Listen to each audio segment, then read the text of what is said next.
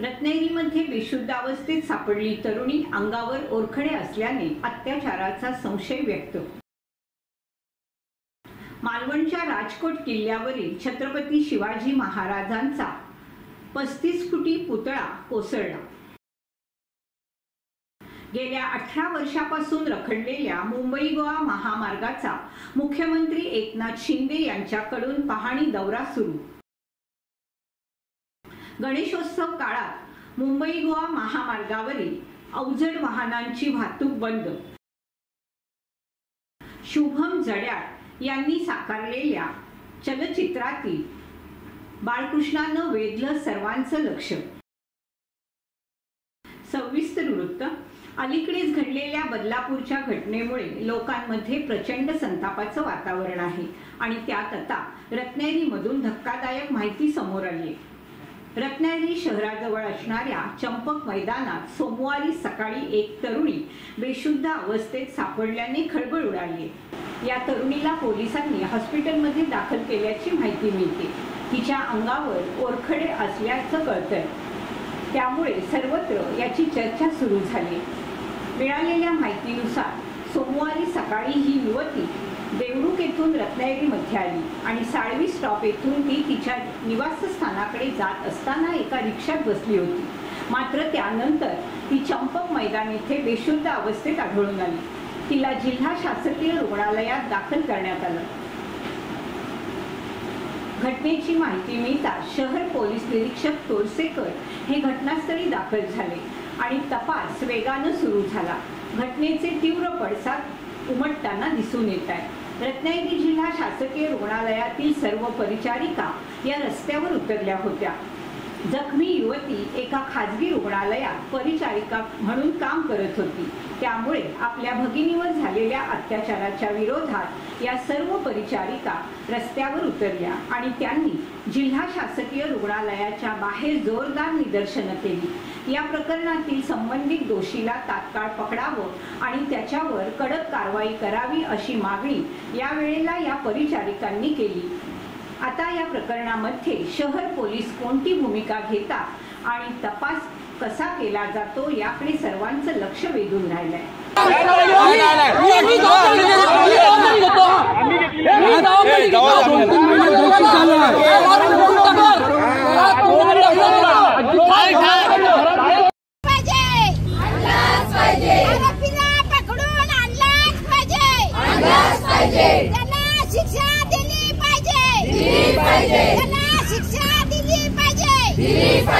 कत्ता, बदलापूर आणि आता रत्नागिरी मन विषण्ण करणारी घटना ही आता घडलेली आहे। हे जेव्हा आम्हाला कळलं त्यावेळेस क्रूरतेची परिसीमा गाठलेली आहे असं वाटतंय।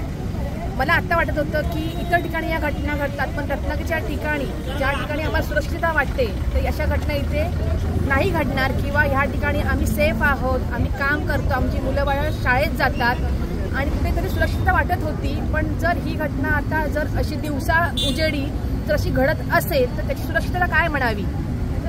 हे अतिशय चुकीच्या गोष्टी घडत आहेत आणि मला वाटतंय की ह्याच्यावरती पायबंद बसला पाहिजे आणि लवकरात लवकर गुन्हेगाराला पकडून त्याला फाशी दिली पाहिजे ही आमच्या सर्वानुमते मागणी आहे। पेडियाट्रिक सिस्टर सिव्हिल हॉस्पिटल आज जी घटना घडली त्या संदर्भात मला असं सांगायचं आहे की आमचं नर्सिंग प्रोफेशन हे पूर्णतः शिफ्ट ड्युटीमध्ये असतं। त्याच्यामध्ये मॉर्निंग इव्हिनिंग नाईट ड्युटीज असतात। त्याच्यामुळे जे इव्हिनिंगला येणारे मेंबर्स आहेत किंवा इव्हिनिंग आता ही तर घटना घडली आहे सकाळी, त्याच्यामुळे असं नाही आहे की ते इव्हिनिंगलाच घडेल मॉर्निंगलाच घडेल। मग जे असे एकटे जे बाहेर जाणारे आहेत राहणारे आहेत त्या मुलांनी काय करावं हा माझा शासनाला प्रश्न आहे। त्याच्यानंतर आता नर्सिंगचे जे स्टुडंट्स भरलेले आहेत त्यांच्यासाठी हॉस्टेल्स अवेलेबल नाही आहेत, मग त्यांच्यासाठी शासनाने काहीतरी यावर ठोस उपाय करावा असं मला वाटतं आणि या गोष्टीचा लवकरात लवकर छडा लावून त्या गोष्टीवर त्याच्यासाठी न्याय झाला पाहिजे। ह्या गोष्टीसाठी आमच्या सुरक्षतेसाठी आम्ही काय करावं? एकतर ड्युट्या कराव्या, रात्री उशिरा घरी जावं, तर आम्ही काय करू? ड्युट्या करायच्या की आम्ही ह्या लोकांच्या बळी पडायचं? आम्हाला आमचं सेफ्टी तरी द्या, नाहीतर अगदी हॉस्पिटल बंद करा, पण आम्हाला सेफ्टी हवी। एकतर त्या गुन्हेगाराला शिक्षा द्या, नाहीतर फाशीला चढवा, पण आम्हाला सेफ्टी हवी। आम्ही आता बाहेर कधी पडायचं? प्रत्येक वेळी मुलीला बोललं जातं, मुलीने किती वेळा आम्ही मागे, प्रत्येक वेळी मुलीने जन्म तरी घ्यायला हवा की नको? विनोद पावरा, रक्तपेढी वैज्ञानिक अधिकारी, जिल्हा रुग्णालय रत्नागिरी। आज जी घटना झाली त्याच्या विरोधात आम्ही इथं सर्व जमलो आहेत. 6 तास सुटून गेले. काल परवा GR वाचला होता की 6 तासामध्ये ॲक्शन घेणे जरुरीचे आहेत, पण आज कुठे गेला तो GR? आठवड्याभरात आता पूर्ण देशभरात कितीतरी अशा केसेस होऊन गेल्या. लाडकी बहीण योजना तात्काळ राबवली जाते, पण सुरक्षित बहीण योजना कधी राबवणार प्रशासन? हा आमचा सवाल आहे.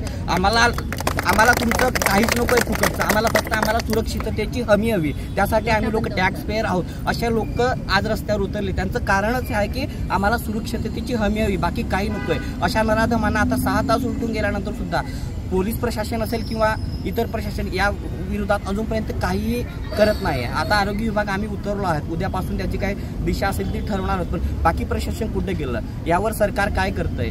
त्यांच्याकडनं काय उत्तर अजूनपर्यंत आपल्याला भेटलं नाही. जे आरोपी आता मोकाट फिरतोय त्याच्या विरोधात काय केलं गेलं याच्याबद्दल आम्हाला काही कल्पना नाही. ह्या सगळ्या गोष्टींची पूर्तता लवकरच करून सरकारने गव्हर्नमेंट या विरोधात लवकरच त्या आरोपीला पकडून कठोर शिक्षा द्यावी ही आमची मागणी आहे, जेणेकरून आज आमच्या आईला, बहिणीला किंवा मुलीला बाहेर पाठवताना मनामध्ये संकोच नसावा. आज असं झालंय की आम्ही ऑन ड्युटी करत असताना सुद्धा आमच्यासोबत जरी फिमेल कोणी असेल तर आम्हाला वाटतं की ती सेफ आहे का नाही घरी जाताना. त्यांच्या ड्युट्या लावताना ती नाईटला येते जाते, त्यावेळी तिची सेफ्टी मेजरमेंट काय आहे यासाठी गव्हर्नमेंटने लवकरात लवकर उपाययोजना कराव्या. केंद्र रत्नागिरी. जेव्हा स्त्रिया या बोलतात तेव्हा पुरुष म्हणून आमच्याही मुली आहेत, बहिणी आहेत. आमची पत्नी काम करते, रात्री अपरात्री तेही घराबाहेर असतात, कामानिमित्त निघतात. आम्ही सुद्धा त्यांच्यासोबत आमचे सहकारी पण असतात. अशा वेळेस जर या स्त्रियांना न्याय मिळत नसेल, या स्त्रियांना सुरक्षा मिळत नसेल तर काय करायला पाहिजे? कारण की जेव्हा आम्ही रुग्णालयासारख्या ठिकाणी, शासकीय रुग्णालयासारख्या ठिकाणी काम करतो, प्रचंड गर्दीचा ताण आहे, प्रचंड लोकांशी संवाद साधावा लागतो. वॉर्डमध्ये एक स्टाफ 100 पेशंट असतात. अशा वेळेस काय करणं अपेक्षित आहे? मुली असतात आमच्यासोबत, स्टुडंट नर्सेस, त्यांच्या सुरक्षिततेची काय हमी आहे? अशा असंख्य प्रश्न आहेत. आणि जे शासकीय रुग्णालयामध्ये आज आपण बघतो अनेक ठिकाणी नर्सेसवर बलात्कार होत आहेत, डॉक्टरवर बलात्कार होत आहेत. म्हणजे बलात्काराने आज संपूर्ण जे न्यूजपेपर्स आहेत, त्याच्यानंतर माध्यमं आहेत, ते ओसंडून वाहत आहेत. मग कुठेतरी याला आळा बसला पाहिजे, आणि असा आळा बसला पाहिजे की परत कोणी या कृत्यांचा विचार देखील करता कामा नये. एक पुरुष म्हणून मी माझ्या भावना प्रामाणिकपणे इथे मांडू इच्छितो. जशी माझी भगिनी आहे या ठिकाणी, माझी पत्नी आहे, काम करत आहे आज, आणि आम्ही सर्वजण उद्यापासून आरोग्य विभागाशी समन्वय साधून पुढील आंदोलनाची दिशा नक्की ठरवणार आहोत. नौदल दिनानिमित्त छत्रपती शिवाजी महाराजांच्या शौर्याला सलाम म्हणून सिंधुदुर्ग जिल्ह्यातील मालवणमध्ये पूर्णाकृती पुतळा उभारण्यात आला होता. हा पुतळा दुर्दैवानं कोसळला. यामागचं कारण अजून कळू शकलं नाही. 4 डिसेंबर 2023 रोजी मालवणच्या राजकोट किल्ल्यावर या पुतळ्याचं अनावरण पंतप्रधान मोदींच्या हस्ते पार पडलं होतं. राजकोट किल्ल्यावरील छत्रपती शिवाजी महाराजांचा हा पुतळा 35 फुटांचा होता. मालवणमधील तारकर्लीच्या समुद्रकिनारी नौदल दिनाच्या कार्यक्रमाच्या वेळी पंतप्रधान नरेंद्र मोदी यांच्या हस्ते या पुतळ्याचं लोकार्पण झालं होतं. हिंदवी स्वराज्याचे संस्थापक छत्रपती शिवाजी महाराजांना देशातील पहिल्या आरमाराचं जनक म्हणून ओळखलं जातं. भारतीय नौदलाने देखील आपल्या ध्वजावर शिवरायांची राजमुद्रा छापली. या पार्श्वभूमीवर नौदलाच्या वतीने 4 डिसेंबर 2023च्या नौदल दिनी छत्रपती शिवाजी महाराजांनी बांधलेल्या किल्ले सिंधुदुर्गच्या साक्षीनं हा नौदल दिन साजरा करण्याचा निर्णय घेतला होता. या निमित्ताने राजकोट किल्ल्यावर नौदल आणि महाराष्ट्र शासनाच्या वतीने उभारण्यात आलेल्या छत्रपती शिवाजी महाराजांच्या पुतळ्याचा अनावरण सोहळा पंतप्रधान मोदी यांच्या हस्ते झाला होता. आमदार वैभव नाईक यांनी याबद्दल दुःख व्यक्त केलंय. शिवाजी महाराजांचा पुतळा हा निकृष्ट कामामुळे कोसळलाय. याबद्दल आम्हाला दुःख होत असून एक शिवप्रेमी म्हणून आम्ही याचा निषेध करतो.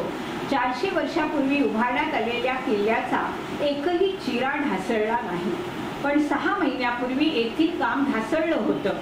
या प्रकरणी दोषींवर गुन्हे दाखल झाले पाहिजेत, अन्यथा आम्ही जिल्ह्यात नाही तर राज्यभर आंदोलन करू, असं आमदार वैभव नाईक यांनी म्हटलंय. मुंबई गोवा महामार्गावर गणेश उत्सवादरम्यान आपल्या चाकरमान्यांना त्रास होऊ नये, त्यांना वाहतूक कोंडीचा सामना करावा लागू नये, तसेच खड्ड्यांचा सामना करावा लागू नये म्हणून आधुनिक तंत्रज्ञानाचा वापर करत आता रस्ते सुधारले जाणार असल्याचं आश्वासन मुख्यमंत्री एकनाथ शिंदे यांनी दिलंय। मुख्यमंत्र्यांनी आज 26 ऑगस्ट पासून पनवेल येथील पळसपे फाटा येथून मुंबई कोकण गोवा महामार्ग पाहणी दौऱ्याला सुरुवात केली आहे। त्यांनी गेल्या 18 वर्षापासून रखडलेल्या मुंबई गोवा महामार्गाची पाहणी केली। तरी रायगड, रत्नागिरी आणि सिंधुदुर्ग अशा तीनही जिल्ह्यात मुख्यमंत्र्यांचा हा पाहणी दौरा असेल। गणेशोत्सव काळात मुंबई गोवा महामार्गावर अवजड वाहनांची वाहतूक बंद ठेवण्यात येणार आहे। गणेशोत्सवासाठी कोकणात येणाऱ्या चाकरमान्यांचा प्रवास निर्विघ्न आणि सुखकर व्हावा यासाठी सध्या काही उपाययोजना राबवल्या जात आहेत। त्याचाच एक भाग म्हणून अवजड वाहनांची वाहतूक बंद ठेवण्याचा निर्णय घेण्यात आला आहे। 5 सप्टेंबर रोजी मध्यरात्री 12 वाजल्यापासून ते 8 सप्टेंबर रोजी 11 वाजेपर्यंतच्या कालावधीत ही वाहतूक बंदी लागू असणार आहे। 5-7 दिवसांच्या गणेश मूर्तींचं विसर्जन, गौरी गणपती विसर्जन, परतीचा प्रवास यासाठी 11 सप्टेंबर रात्री 8 ते 13 सप्टेंबर रोजी रात्री 11 वाजेपर्यंत परत ही वाहतूक बंदी राहणार आहे। पुढे अनंत चतुर्दशी अर्थात 11 दिवसांच्या गणेश मूर्तीच्या विसर्जनासाठी आणि त्यानंतरच्या परतीच्या प्रवासासाठी 17 सप्टेंबर सकाळी 8 ते 18 सप्टेंबर रात्री 8 वाजेपर्यंत ही वाहतूक बंदी चालू असणार आहे। अवजड वाहनांच्या वाहतुकीला या मार्गावर काही दिवसांसाठी बंदी घातल्यामुळे त्याचा थेट फायदा सामान्य प्रवाशांना होताना दिसणार आहे। बहुजन सेना संस्थापक राष्ट्रीय अध्यक्ष दीपेश भाऊ जाधव यांच्या नेतृत्वाखाली छत्रपती शिवाजी महाराज चौक महाड येथे 25 ऑगस्ट रोजी बहुजन सेनेने जन आक्रोश आंदोलन केलं। महाराष्ट्रात महिलांवरील अत्याचार, खून, हत्याकांड या सर्वांच्या निषेधार्थ आणि विशेष म्हणजे बदलापूर येथील आदर्श शाळेत अवघ्या 4 वर्षाच्या 2 चिमुकलीवर झालेल्या अत्याचार घटनेच्या निषेधार्थ बहुजन सेनेनं जन आक्रोश आंदोलन करत जाहीर निषेध केला। या सर्व प्रकरणाची CID मार्फत चौकशी करा, प्रकरण फास्ट ट्रॅक कोर्टात चालवा, अमानुष घटनेतील नराधमांना फाशी द्या अशी मागणी बहुजन सेनेनं शासनाकडे केली आहे। या आंदोलनात बहुजन सेनेचे कार्यकर्ते, सदस्य आणि महिला वर्ग मोठ्या संख्येनं उपस्थित होता। महाराष्ट्रात वाढत्या महिला अत्याचार घटनेचा मी प्रथम तीव्र शब्दात बहुजन सेना या संघटनेच्या वतीने मी जाहीर निषेध करतोय। गृहमंत्र्यांना खुर्चीवर बसण्याचा अधिकार नाही, त्यांनी तत्काळ राजीनामा द्यावा व महाराष्ट्रात बदलापूरसारख्या ठिकाणी ज्या 2.5 वर्षाच्या 3.5 वर्षाच्या चिमुकलीवर जो लैंगिक अत्याचार झाला आहे त्या घटनेचा मी बहुजन सेना या संघटनेच्या वतीनं मी तीव्र शब्दात निषेध करतोय आणि महाराष्ट्र शासनाने त्वरित जेवढ्या महाराष्ट्रात ज्या महिलांवर अन्याय अत्याचाराच्या केसेस झाल्या त्या फास्ट ट्रॅक कोर्टात चालवून त्वरित बहुजन सेना संघटनेच्या वतीनं आम्ही मागणी करत आहोत की त्यांना फाशीची शिक्षा ही झाली पाहिजे। या आमच्या संघटनेच्या वतीनं बहुजन संघटनेच्या वतीनं ही मागणी करीत आहोत। बहुजन प्रतिपालक, बहुजनांचे राजे छत्रपती शिवाजी महाराज या रायगड अशा पवित्र पावनभूमीमध्ये भारतीय राज्यघटना शिल्पकार, महामानव बोधिसत्व भारतीय राज्यघटना शिल्पकार डॉक्टर बाबासाहेब आंबेडकर या 14-13 ठिकाणी पवित्र अशा भूमीमध्ये आपण सारेजण जमलेले आहात आणि ते जमत असताना बहुजन सेना आणि अनेक आमचे कार्यकर्ते, ज्या कार्यकर्त्यांनी हा जो निषेधाचा इथे फलक घेऊन जी घोषणाबाजी केलेली आहे त्याच्यामध्ये अखंडभर महाराष्ट्र आणि महाराष्ट्रात नव्हे तर देशभर हे सगळं असं महिलांवरती अत्याचार होत आहे आणि हा अत्याचार होत असताना पोलीस यंत्रणा असेल, प्रशासन असेल, त्यांनी वेळोवेळी दखल घेऊन अशा नराधमांना ज्या आपण कायदेशीर कारवाई करत आहात ती कायदेशीर कारवाई केली पाहिजे। आमचं सांगणं एकच आहे की मीडिया असेल, वर्तमानपत्र असेल, वृत्तपत्र असेल, सोशल मीडिया असेल, या लेकी बेटी, आया बहिणी ज्या घरातून बाहेर पडत असतात हे सगळं सामोपचाराने पाहत असतात परंतु त्याच्यावरती काही दखल घेतली जात नाही। मग भीतीचं वातावरण या समाजामध्ये अशा मनोविकृत बुद्धीचे लोक जे आहेत त्यांच्या मानसिकतेबद्दल आम्हाला भीती वाटते आणि महिलाच नव्हे तर पुरुषांमध्ये सगळी भीतीचं वातावरण पसरलेलं आहे की काय चाललेलं आहे ह्या समाजामध्ये आणि घडतंय काय। तर वेळोवेळी आमचं मुख्यमंत्री साहेबांना आमच्या बहुजन सेनेच्या वतीनं आम्ही निवेदन देत आहोत की वेळोवेळी आपण या अशा अत्याचार घडतात त्याच्यावरती दखल घेतली पाहिजे आणि शासन त्यांना झालंच पाहिजे। बहुजन सेनेच्या वतीनं पुन्हा एकदा आम्ही ती मागणी करीत आहोत। इथेच थांबतो। जय भीम, जय भारत, जय शिवराय। खेड शहराच्या इतिहासात प्रथमच प्रो गोविंदाचं आयोजन करण्यात आलं। उद्धव बाळासाहेब ठाकरे गटाच्या शिवसेनेकडून प्रो गोविंदा स्पर्धा रंगली। खेड शहरातील तीनबत्ती नाका परिसरात असणाऱ्या गाडीतळ येथे हा प्रो गोविंदा सोहळा मोठ्या दिमाखात संपन्न झाला। यामध्ये 26 संघांनी आपला सहभाग नोंदवला होता। उबाटा गटाचे जिल्हा प्रमुख आणि खेडचे माजी आमदार संजयराव कदम यांच्या विशेष प्रयत्नातून ही स्पर्धा पार पडली। या प्रो गोविंदा 2024चं विजेतेपद चिपळूण येथील छत्रपती शिवाजी महाराज गोविंदा पथकानं पटकावलं, तर खेडमधील खारी सुशेरी गावच्या खेरनाथ गोविंदा पथकानं द्वितीय क्रमांक मिळवला आणि दापोली येथील हिंदुराज गोविंदा पथकानं तृतीय क्रमांक पटकावला आहे। विजेत्या संघाला आकर्षक बक्षीस, रोख पारितोषिक आणि चषक देऊन गौरवण्यात आलं। या स्पर्धेसाठी डॉक्टर विक्रांत पाटील यांनी विशेष मेहनत घेतली। शिवाय प्रो गोविंदा ही संकल्पना त्यांच्याच माध्यमातून उबाटा गटाचे जिल्हा प्रमुख संजयराव कदम यांनी राबवली आणि प्रथम क्रमांक जातोय छत्रपती शिवाजी महाराज गोविंदा पथक मार्कंडी चिपळूण। नमस्कार। श्री छत्रपती शिवाजी मित्र मंडळातर्फे आम्ही आज या प्रो गोविंदामध्ये प्रथमच सहभाग घेतला होता। मंडळाचं आयोजन खूप सुंदर होतं। आम्हाला काही कारणास्तव उशीर झाला, पण तरी पण मंडळाने आम्हाला जे सहकार्य केलं, इतर मंडळांना विनंती करून आम्हाला पुन्हा या खेळात खेळण्याची संधी दिली आणि त्यामुळे आम्हाला हा विजय मिळाला आहे।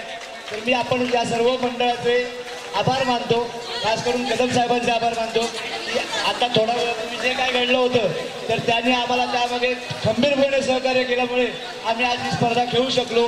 तर मी तुमचे आणि सर्वांचे आणि खूप खूप आभार मानतो। धन्यवाद। नमस्कार। सर्वप्रथम मी शिवसेना उद्धव गट आपला तालुका त्यांचे सर्वप्रथम आभार मानतो की त्यांनी आम्हाला इथं बोलवलं आणि आम्हाला संधी दिली। तसेच डॉक्टर विक्रांत पाटील यांचा आभार मानतो की आमचा सहभाग या प्रो गोविंदामध्ये नव्हता। काल आम्ही सर्वप्रथम पहिला प्रयत्न केला होता दापोलीमध्ये, त्यावेळी आमची विक्रांत साहेबांकडून ओळख झाली आणि त्यांनी आम्हाला इथं येण्याचं निमंत्रण दिलं, आम्ही ते स्वीकारलं। परंतु सगळी आपले खेळाडू आहेत ते सगळे कामावर जातात, त्यांना मी विनंती केली होती की आमचा नंबर 10वा ठेवा किंवा जेवढे शेवट ठेवता तेवढे करा। त्यांनी ते मान्य केलं।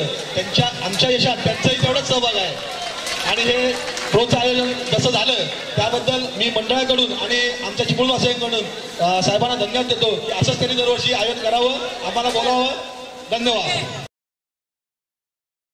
सातत्यानं गेले 19 वर्ष खेडमध्ये मनसे दहीहंडी उत्सव जोरात साजरा करतं। अफाट लोकप्रियतेच्या शिखरावर असणारी ही दहीहंडी दरवर्षी नवनवीन संकल्पना घेऊन येते आणि खेडवासियांना आनंद देते। यंदा देखील मनसे मोठ्या उत्साहात दहीहंडी उत्सव साजरा करत आहे, अशी भावना वैभवजी खेडेकर यांनी व्यक्त केली। तालुका अध्यक्ष निलेश बामणे, शहराध्यक्ष ऋषिकेश कानडे यांच्या विशेष प्रयत्नांनी खेडवासियांना यंदा देखील ह्या दहीहंडीचा आनंद घेता येणार आहे। 51,000 रुपयाचं प्रथम पारितोषिक ठेवण्यात आलं असून येणाऱ्या प्रत्येक थराला बक्षिसं दिली जाणार आहेत। एकूण 1,25,000 रुपयांची बक्षिसं, तसेच बॉडी बिल्डिंग स्पर्धा, नृत्यांचा आविष्कार, स्थानिक कलाकारांच्या कला पाहण्यासाठी आपण सर्वांनी या दहीहंडी उत्सवाला छत्रपती शिवाजी महाराज चौक मनसे दहीहंडी उत्सव मध्ये सामील होऊया, असं आवाहन मनविसे राज्य उपाध्यक्ष शैलेश धारिया यांनी केलंय। रोटरी इंग्लिश मीडियम स्कूल खेडमध्ये श्रीकृष्ण जन्माष्टमी मोठ्या उत्साहात साजरी करण्यात आली। आज श्रीकृष्ण जन्माष्टमी निमित्त शाळेतील कला शिक्षक शुभम जडाळ यांच्या हस्तकलेतून साकारलेल्या चलचित्र देखावा उभारण्यात आला। यामध्ये श्रीकृष्णाचा जन्म झाल्यावर त्यांचे पिता वासुदेव यमुना नदी पार करून त्यांना कंसाच्या कचाट्यातून सोडवून मथुरेतून गोकुळात नेतानाचा चलचित्र देखावा उभारण्यात आला आहे। वसुदेवाच्या डोक्यावरील टोपलीमध्ये हलके हलके पाय हलवणारा कृष्ण बाळ सर्वांचं लक्ष वेधून घेतोय। खेडमधील सहजीवन प्रायमरी स्कूलमध्ये श्रीकृष्ण जन्माष्टमी आणि दहीहंडी उत्सव मोठ्या उत्साहात आणि आनंदी वातावरणात साजरा करण्यात आला। यावेळी नर्सरी ते चौथीच्या चिमुकल्या विद्यार्थ्यांनी श्रीकृष्ण आणि राधेच्या वेशभूषा साकारून नृत्य सादर केलं। त्यानंतर श्रीकृष्णाचं पूजन करून दहीहंडी फोडण्यात आली। कार्यक्रमानंतर मुलांना खाऊचं वाटप करण्यात आलं। कार्यक्रम यशस्वी पार पाडण्यासाठी शाळेतील शिक्षक आणि शिक्षकेतर कर्मचाऱ्यांनी विशेष मेहनत घेतली। यावेळी चेअरमन राजेश बुटाला यांनी या कार्यक्रमाचं कौतुक केलं। खेड शहरातील बजम-ए-इमदादियाच्या MIA-KG अँड प्रायमरी आणि MIB girls high school and junior कॉलेजचे मुख्याध्यापक शहाबुद्दीन सईद परकार सर हे नियत वयोमानानुसार 31 ऑगस्ट 2024 रोजी निवृत्त होत आहेत। संस्थेमार्फत त्यांच्यासाठी निरोप समारंभाचं आयोजन AE कालसेकर कॅम्पस खेड येथे रविवार दिनांक 25 ऑगस्ट 2024 रोजी दुपारी 3 वाजता संस्था अध्यक्ष ARD खतीब सरांच्या अध्यक्षतेखाली करण्यात आलं होतं। त्यासाठी प्रमुख पाहुणे म्हणून साप्ताहिक कोकण की आवाजचे संपादक दिलदार परकार सर आणि रोटरी प्रतिष्ठानचे अध्यक्ष बिपिनदादा पाटील उपस्थित होते। कार्यक्रमाची सुरुवात खदिजा अंतुलेच्या कुराण पठणानं करण्यात आली। मेहबूब दुदुकेनं नात-ए-पाकचं गायन केलं। रहिमा बेबल अँड ग्रुपने स्वागत गीताचं गायन केलं। यानंतर सर्व मान्यवरांना पुष्पगुच्छ देऊन आणि सत्कारमूर्ती परकार सरांना संस्था, शाळा आणि हितचिंतकांकडून भेटवस्तू देऊन सन्मानित करण्यात आलं। उपस्थितांपैकी निसार खतीब, सिकंदर जसनाईक, संभाजी देवकाते, डावर अनलिक, जैनुद्दीन परकार, सिराज मोमीन, हलिमा परकार, तबस्सुम परकार, प्रशांत खेडेकर, बशीर सलगे आणि शौकत महाते यांनी शहाबुद्दीन सरांच्या शैक्षणिक आणि सामाजिक कार्याचं कौतुक केलं। अल्दिना वेलफेअर असोसिएशन संचलित MI Hajwani English medium school Khed junior college या शाळेच्या विद्यार्थ्यांनी तालुका लेवल तायक्वांदो स्पर्धेमध्ये घवघवीत यश मिळवलंय। शाळेतील 5 विद्यार्थ्यांनी गोल्ड मेडल, सिल्वर मेडल आणि 1 ब्रांझ मेडल मिळवून शाळेचं नाव उज्ज्वल केलंय। 24 ऑगस्ट रोजी गोळीबार मैदान येथे तालुका लेवल तायक्वांदो स्पर्धा संपन्न झाली।